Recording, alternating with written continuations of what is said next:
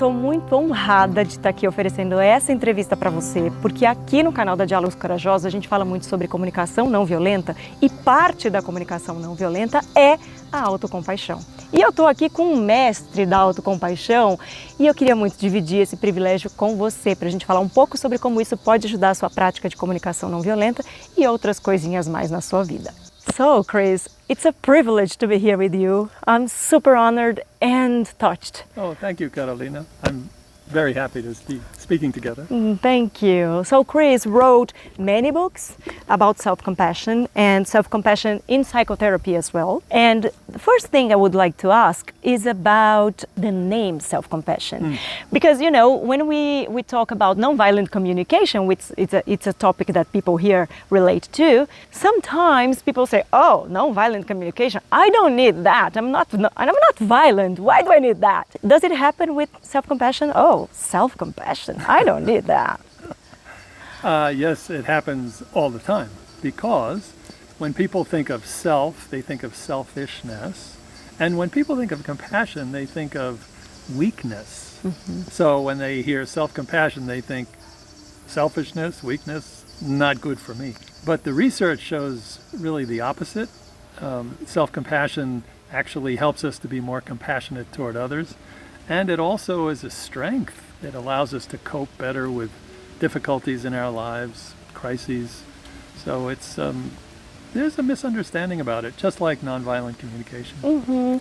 And why is it so important? What are the benefits that we can, bring to our life with self-compassion? Well, there are now 4,000 articles in the scientific literature on self-compassion, and maybe the one word which describes the outcome of all this research is emotional resilience or coping. And that's something that people can relate to much more. Yeah. Okay, emotional resilience, this I need. Yeah. Especially since the pandemic, because people really were struggling at the time. Yeah, so self-compassion is actually good for many things. It increases happiness and well-being and life satisfaction. It decreases anxiety, depression, stress. It improves relationships. It also even improves health. It enhances the functioning of the immune system. It helps people to lead a healthier lifestyle. So self-compassion is considered a common factor in emotional health and well-being, which has influences on many different aspects of our lives. And you touched a topic that I think it's very, very interesting that we can, talk a little bit more. That is how self-compassion can help me to be more compassionate towards someone else, like my husband, my kids, and my neighbor, or people that I don't like. So the question is how does that work? Yeah. So when we're not very kind to other people, usually it's because we're feeling threatened in some way, we're feeling stressed in some way. And compassion is really the opposite of that. When we feel compassion, we feel safe. We often feel calm. So if we have the ability to activate the physiology of safeness and calmness, then when we're interacting with other people, it really allows our best self to come forward because we're not stressed and we're not frightened and we're not interested in a war. And when you say that, I think that maybe something occurs to me that can be very interesting too. That is, maybe some people think that when they go into self-compassion, nothing bad will happen with them again. I'll be all the time calm. Yeah. I'll be, all the time compassionate. I'll be all the time, kind towards everyone. And it's not like that. It's not like that, no. Self-compassion is a resource that we can apply on purpose when things go wrong in our lives, when we suffer, when we fail, when we feel incompetent. It's actually something that we can do that most people don't think of. However, the more a person practices self-compassion, the research is very clear, the more spontaneous self-kindness is when we suffer, right?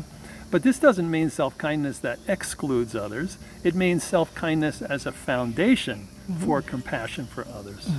Like a foundation to receive my sadness, to receive my anger, to receive, my confusion, and then I can deal better with that. Yes, self-compassion and mindfulness allow us to be with whatever we're experiencing when it's difficult more fully. And actually even to learn from it. And it also gives us a little space so that we can make a healthy choice about how we're going to respond to it. And definitely the more self-compassionate we are, the happier we will be, the more satisfaction we'll have in life and so forth. But life is full of difficulties from birth till death, so it's not going to remove the difficulties. It'll just help us respond to them in a healthier way. And when I first came across self-compassion and also nonviolent communication, because it's part of nonviolent communication in some way, I was so harsh with myself. I was so self-critic. That was like, wow, I can be so kind toward myself. Is it okay? I think this is the question that everybody asks when they are self-critic. Wow, really I can be so kind toward myself? But I realized that many people do not know they are harsh because they think that's normal. Yeah. That's how life is. Yeah. So I'd like to ask you how to start this process of recognizing my own harshness and start to change this self-criticism. Well, if you just reflect for a moment when you suffer, or anybody can reflect for a moment when they suffer, individually, how do they treat themselves? And ordinarily, we are impatient with ourselves. We blame ourselves when things go wrong, and we sometimes abandon ourselves out of shame. So we don't treat ourselves very nicely when things go wrong for us. But then if we ask the same question, how do I treat others when they are suffering, when they suffer, when they fail, when they feel inadequate, we tend to, that is to say, a good friend, we tend to be compassionate, we tend to be patient, we tend to be supportive, we tend to listen and resonate for a while before we jump to advice and so forth. So the difference between how we treat ourselves and how we treat others when things go wrong is usually pretty stark. In fact, about 80% of people tend to be more compassionate toward others than themselves. Wow. So just looking at that and noticing that usually inspires us to say, oh, if I talk to other people the way I talk to myself, I would have no friends, So that usually inspires us to begin to say, I wonder what it would be like if I actually treated myself in a kinder way when things go wrong. And then when we do that, we discover not only does our life get better, but we also feel better. And so then it has its own energy. And it's very interesting because people think that when we talk about self-compassion, we talk just about being kind and being warm, but it's not just that, because there is this strength that I can use toward myself, and this is also self-compassion. Could you say a little bit about that? About self-compassion as a strength. A strength, a young part of it. As we said in the beginning, many people identify compassion with weakness, but if we're going to be positive about it, self-compassion is really about tenderness. In other words, the capacity to be with another person in a comforting and soothing and validating way. But that's only half of compassion. If you think of, say, a fireman, if a building is burning and they run into the building to save people, this is not tender. This is strong. This is fierce. This is powerful. This is compassionate action in the world. And we can do the same thing for ourselves, like if our house was burning, the self-compassionate thing to do is not to sit there and, say, oh, poor me, Yeah. What we really want to do is to, have the strength to get up and do something difficult, like get out of the house. And there are other ways that we can, what we call fierce compassion or strong compassion can express itself in our lives. And one of them is to be able to say no to harm. If we're in a relationship that is harming us, we have to protect ourselves. We have to say no, because if we don't, who will? And the other thing is to provide for ourselves. Who in this world knows as well as we do what we need, right?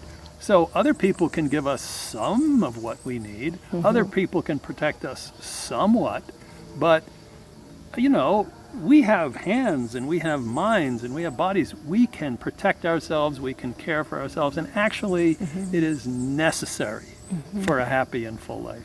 The other thing that strong self-compassion does is it helps us to motivate ourselves to do difficult things. So sometimes the best thing in the world for us is difficult, you know? Anything difficult, going through the university, having children, you know, raising children, this can be really tough. And sometimes a person just feels, oh, I just can't do this anymore.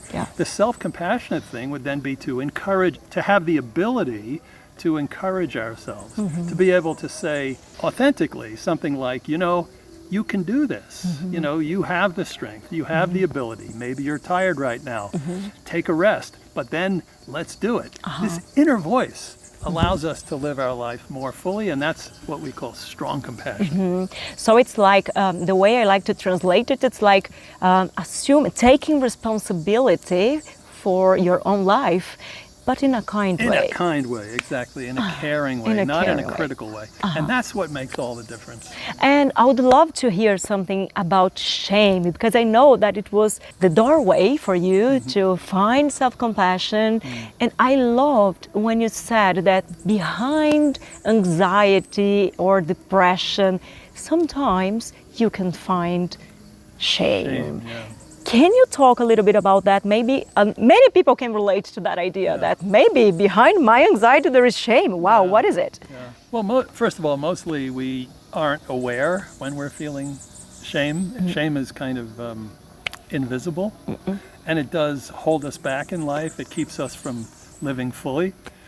And shame really refers to self-attack. It's like when we're shaming ourselves, we're actually criticizing ourselves, attacking ourselves. Like I'm not good enough, I'm a bad person, I don't deserve anything in my life. And you can imagine if somebody else was saying that to you, how you would feel. Well, we tend to do this to ourselves way more often. So self-compassion is the opposite, you know. The three main components of self-compassion from a scientific point of view are self-kindness versus self-criticism, a sense of common humanity versus a sense of isolation. And the third is mindfulness, or kind of balanced awareness, versus self-absorption and rumination. And identification, isn't it? And identification with our suffering. So, in other words, no perspective. And those three opposites are really key aspects of shame. In other words, the sense, self-criticism, a sense of isolation, and also rumination and self-absorption. These are very common when people experience shame. So actually, the definition of self-compassion is the opposite of shame.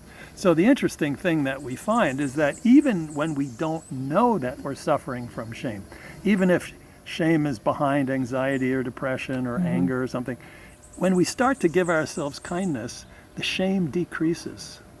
And the research is very clear that when self-compassion goes up, shame goes down. When shame goes up, self-compassion goes down. So it is the perfect antidote to shame. And I would love if you could offer some kind of takeaways for people to start that, because sometimes people really don't know how to deal with their emotions. Not talking about shame, not even sadness or a little bit of frustration. And how could people go into this direction in a safe way? People that is watching us. So the main self-compassion question is, what do I need? So anytime we're struggling, if we're able to, if we have the ability to just ask ourselves the question, what do I need? We're already being kind to ourselves, right? If somebody says to you, Carolina, what do you need? You'll feel that as kindness, right? So just asking ourselves the question, what do I need? It starts us on the road to self-compassion. And often when people are struggling, they can't really answer the question. They're too, mixed up. So then you can be more specific, like what do I need right now to physically soothe myself, or to mentally comfort myself, or to validate myself. So simple behavioral things. Validation, you could write in a diary. Emotionally comfort myself, you can call a friend. Physically soothe myself, you could have a cup of tea. What do I need to protect myself? Maybe I need to say no. What do I need to provide for myself? Maybe I need to, have a healthy meal. What do I need to motivate myself? Right? So this is the basic question. But there are also very simple techniques that people can apply in their lives to activate self-compassion. And one of the most common ones is soothing and supportive touch. In other words, to find a place on the body that it actually feels comfortable to touch ourselves. For many people, that's the heart. Some people, it's a cheek, But exploring this. We can explore what kind of physical touch, one hand, two hands, something, actually feels good for me. And when we remember to do that, in the midst of struggle, while we're struggling, it can often be a revelation. It changes our physiology, it changes our frame of mind, and that then creates a foundation for other ways of being kind to ourselves. So I can start, offering me this warm touch, and maybe after that I can, bring this question to my heart, like, what could help me more? And stay with that question. Exactly. Cultivating that. Exactly. Oh, so nice. And I would love to ask just two more questions. First, do you think that self-compassion can really help to build a self-worth? Definitely. Because there are different ways of having self-esteem or self-worth or self-confidence. One is if people around us are constantly approving of us and saying positive things. But that's unreliable, and it's also unstable because you go some other place and people are not giving you that kind of support. So the way we have self-worth is either from external sources or from internal sources. So imagine how much more stable self-worth is if you can carry it with you everywhere you go. If you have, for example, an inner compassionate voice. If you have a basic sense of kindness toward yourself as you go through life, then when difficult things happen, we can actually support ourselves emotionally and other ways. So there are two ways of developing self-worth. The more stable one, and frankly, the more reliable one is when it's internal. Do you have a positive vow for yourself that you could share? There are just for myself, I have many positive I can imagine. that I can say to myself, depending on the situation. But in order to have a compassionate internal conversation, it does help, like you just described, to have simple phrases or words which capture basic goodwill, which capture the intention to be kind to ourselves. And so one can say, I could say to myself, may I know my own goodness. May I know my own goodness. If something bad happens, if I could say, and I feel ashamed or something, and I can remember to say, may I know my own goodness. Then it starts the ball rolling to have a kind internal conversation, as well as to treat myself behaviorally in a kind way. But there's so many other ways that, almost like mantras that people can have that cultivate this attitude of warmth and goodwill and compassion, such as, may I rest in love, may I live in peace, may I be strong. And it's very interesting because people that are watching us, they know that the concept of universal needs, that is a very important concept in nonviolent communication. And what I'm hearing from you is that look at these needs and see what you can tell yourself kindly to remind you to take care of that. Absolutely. And invite you to do that. Absolutely. Because our needs will never be met fully by other people. They cannot. Many people think if they're going to meet their own needs themselves, that's almost disappointing, that I'm only doing this because others aren't doing it for me and it makes them feel sad. But the fact is, others are not doing it 100% for anybody. And for us to have the capacity to be kind to ourselves, to meet our own needs, and then not to do it because we have an idea that somebody else should be meeting all our needs. This is like sitting on a just a cache of gold and pretending that you're sitting on a rock. We have the capacity to meet our needs far more than most people in this world are aware of. And that ultimately, I think, is the real message of self-compassion, that we all have this resource. Culturally, we've been told we should not be compassionate with ourselves, or maybe some parents have said this and so forth. But this is a resource which is good for everybody. So it's like reparenting all of our parts. Everything that is inside us, our past, our future, our moment now, everything, I can reparent. I can be this one that is carrying me. Yeah, well, so reparenting is a big subject. Definitely also, as we get good at being kind to ourselves, when old memories come up, old wounds come up, and we can meet those wounds with compassion, and we can hold ourselves in kindness when those old memories and wounds and traumas come up, we actually, as you said, transform them. We can actually reparent ourselves. But first, we need to develop the resource or the strength of self-compassion before, in order to have the ability to actually meet old wounds in a compassionate and transformative way. And just to close, we say in nonviolent communication that we are changing the world one talk after the other. Can you say something about that in self-compassion? Are we changing the world with self-compassion? Well, are we changing the world? For starters, we're changing ourselves, and in order to change the world, we must also change ourselves. We need to change systems, but we also need to change ourselves. From the inside out. But one thing is very clear, that a moment of self-compassion can really change our experience of the moment.